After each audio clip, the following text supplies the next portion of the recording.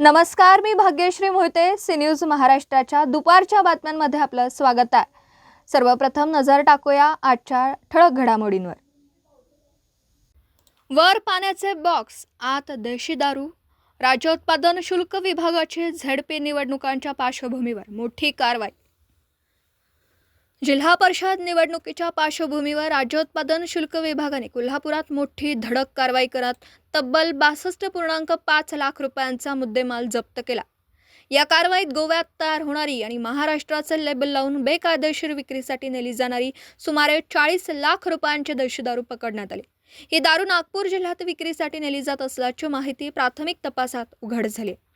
राज्य उत्पादन शुल्क विभागाच्या कागल विभागाला मिळालेल्या खात्रीलायक माहितीनुसार देवगड निपाणी राज्य महामार्गावरील बसवडे फाटा तालुका कागल येथे सापळा रचण्यात आला. यावेळी MH40 CM 2535 क्रमांकाच्या टाटा मोटर्स कंपनीच्या ट्रकची तपासणी करण्यात आली. तपासणी दरम्यान ट्रकच्या पुढील भागात देशी दारूचे बॉक्स तर मागील बाजूस पिण्याच्या पानाचे बॉक्स लपवून ठेवलेले आढळून आले.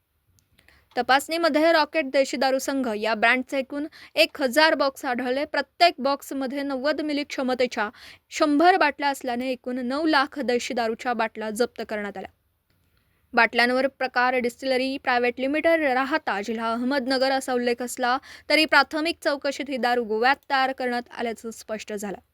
या कारवाईत दारू, पाण्याचे बॉक्स, ट्रक, मोबाईल फोन आणि कागदी बॉक्स असा एकूण 62,50,500 रुपयांचा मुद्देमाल जप्त करण्यात आला.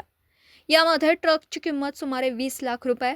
या प्रकरणी ट्रक चालक सलीम खयूम शेख राहणार आदिलाबाद, तेलंगणा, सध्या यवतमाळ आणि क्लीनर सूरज तेजराव सावंत राहणार यवतमाळ यांना अटक करण्यात आली. दोघांविरोधात महाराष्ट्र मद्य निषेध अधिनियम, भारतीय न्याय संहिता आणि ट्रेडमार्क ॲक्ट अंतर्गत गुन्हा दाखल करण्यात आला. निवडणुकांच्या पार्श्वभूमीवर बेकायदेशीर दारू वाहतुकीला आळा घालण्यासाठी उत्पादन शुल्क विभागाने सुरू केलेल्या मोहिमेतील ही मोठी कारवाई मानली जाते.